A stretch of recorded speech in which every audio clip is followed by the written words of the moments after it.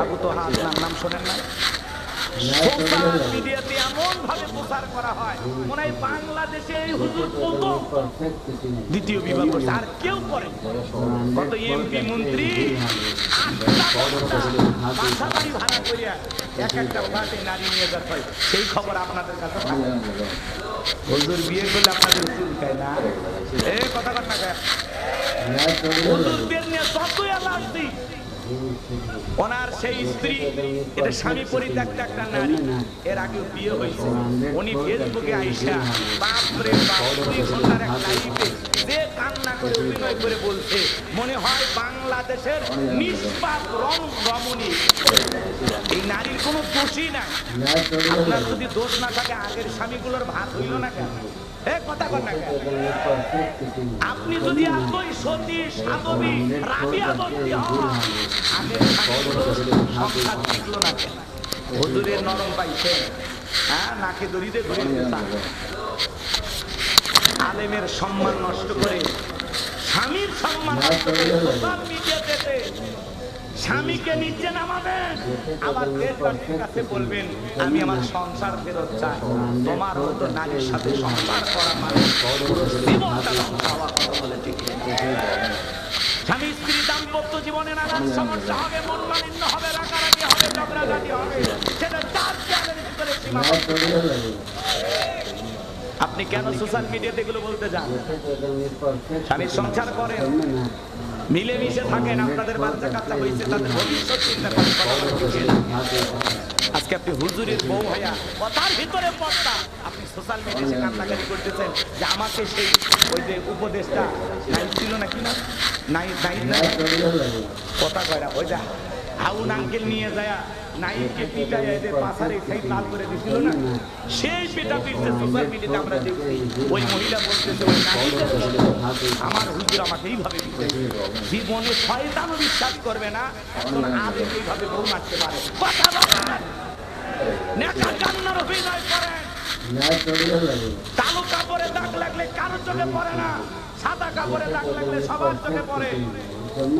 এদেশের এমপি মন্ত্রী chairman member কত কিছু করতেছে, এগুলো নিয়ে আপনারা বিচার করেন না। দেশের দুর্নীতির বিরুদ্ধে কথা বলেন না, এদেশে নানান ধরনের চক্রান্ত ষড়যন্ত্র চলতেছে, এগুলো নিয়ে কথা বলেন না। আপনি হুজুরের বউ নিয়ে পড়ে আসেন, প্রত্যেকটা আর হুজুরের বউ কি কইলে এটে কথা কন। হুজুরটাও হালাল পদ্ধতি অনুসরণ করে বিয়ে করছে, আর কত লোক বিয়ে ছাড়া সেঞ্চুরি করতেছে, তাদের বিচার করেন। কথা কন, তাদের বিচার করেন। আল্লাহ ওদের হেদায়েত দান করুন, ধরে বলুন আমিন। যেই নারী স্বামীর বদনাম করবে বুঝে নেবেন ওই স্ত্রী অকৃত্য এবং সংসারে অশান্তি থাকবে, ঝামেলা থাকবে। আমি মানুষের কাছে কেন বলি আমার ঝামেলা আমি সমাধান করব। স্বামী রাগ করছে, 2 দিন পরে সমাধান হবে। আম্মা জান আয়েশার সাথে রাসূলের কি মন মালিন্য হইতো না? কথা বলে না কেন? নবীর যদি তার স্ত্রীর সাথে মন মালিন্য হয়, হযরত ওমর ফারুক এসে এই ঝগড়া মিটায় না। আল্লাহু আকবার বলেন। তাহলে রাসূলের পরিবারের স্ত্রীর মধ্যে মন মালিন্য হইতো। রাসূল রাগ করে শুয়ে আছে, খেজুরের পাতার বিছানা। ওমর ফারুক তাকায় দেখে রাসূলের এই খেজুর পাতার বিছানা দাগ উঠছে। হুজুরের অবস্থা কেন? কয় ওমর একটু সমস্যা আছে। রাসূলের কষ্ট ওমর সহ্য করতে পারলেন, বুঝে ফেলে দিয়েছে।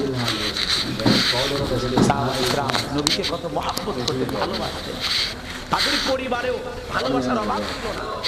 একটু মন মালিন্য ছিল, মান অভিমান ছিল। আবার আপনারা আয়েশা বলতেন রাসূল গিলাসে যে স্থানে ঠোঁট লাগায় পানি পান করতাম, আল্লাহ রাসূল গিলাসটা ঘোরায় না ঠিক ওই জায়গায় ঠোঁট লাগায়া পানি পান করতেন। বলেন সুবহানাল্লাহ। আম্মা জান আয়েশা বলেন আমাদের ঘরে দামি পানি ছিল না, কিন্তু ঘরটা ভালোবাসা দিয়ে ভরপুর ছিল। বলুন আল্লাহু আকবার। আম্মা জান আয়েশা বলেন আমি রেখে দিলে হার খায় রেখে দিলে আমার ফেলে দেওয়া একটু হার আল্লাহ খাইতেন। বলেন আল্লাহু আকবার। আল্লাহ রাসূল স্ত্রীদের মুখে খাবার খুলে খাওয়াইতেন। সুবহানাল্লাহ বলবেন না? আল্লাহ রাসূল তক্তার পরিবেশে গোসল করতেন। আম্মা জানেরা পানি রেডি করে আল্লাহ রাসূলকে তক্তে বসাইয়া নিজের হাতে পানি ঢেলে দিলেন, গোসল করায় দিতেন। আল্লাহু আকবার। কি ভালোবাসা ছিল! একসাথে রাসূলের 9 জন স্ত্রী দেখে বলে নবী আপনি আমাদের মধ্যে সবচেয়ে কারে বেশি ভালোবাসেন? বলে জবাব আগামীকাল রাত্রিবেলায় প্রত্যেকটা স্ত্রীর দরজায় নক করলেন, খেজুর হাতে ধরায় দিলেন আর বললেন আমি তোমার কারোর কাছে বলবো না। কোন স্ত্রী কারোর কাছে বললো? পরের দিন সবাই বলে আমাদের মধ্যে ভালোবাসেন। আল্লাহ রাসূল বলেন গতকাল রাত্রিতে যাদেরকে আমি 2টা খেজুর দিয়েছি, কয়টা খেজুর? আমি যাকে 2টা খেজুর দিয়েছি আমি নবী তাকে ভালোবাসি। প্রত্যেকটা বিবির ঘরে আল্লাহ রাসূল 2টা করে খেজুর দিয়েছিলেন। প্রত্যেকটা স্ত্রী খুশি আর মনে মনে ভাবতেছেন আমারই তো 2টা খেজুর দিয়েছে। প্রত্যেকটা স্ত্রী খুশি হয়ে গেছে বলুন। আর আপনি একটু সমস্যা, স্বামীর এই সমস্যা ও সমস্যা, ও মা স্বামীর একটু সমস্যা কেন বলেন?